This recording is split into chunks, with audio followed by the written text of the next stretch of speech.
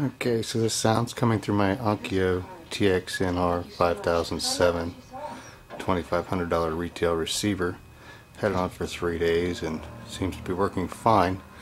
My fear is that when I turn it off, it will not come back to sound. So I'm not trying to band bash, trying to find a solution without sending it in again. Customer service basically didn't have me push any buttons and told me to send it in. So what you're going to see here, I'm going to take the remote and turn it off, put it in standby. Should come through with the pass-through, which will then be on the TV sound, which is fine. I'm going to turn it back on to the stereo, and hopefully I will have sound again. Booting up.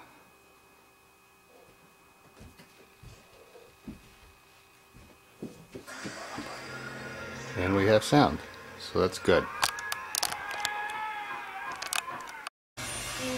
Okay, now I'm going to try to turn it off for a little longer.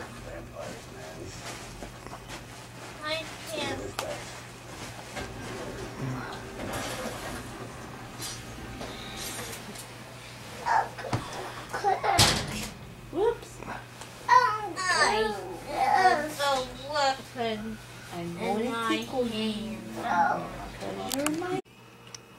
Okay, so I'm going to turn my Onkyo on after being off and letting it cool down. And there it is booting up. Again, this is the 5007. I'm getting no sound after I turn it off and leave it off for a while.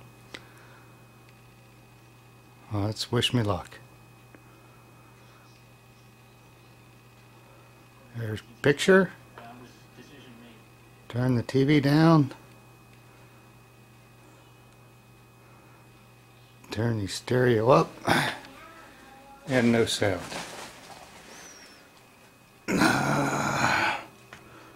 Showing no speakers on the panel that are hooked up. And no sound. So we'll let it warm up. See if it comes back around. I'm looking for a solution to the problem.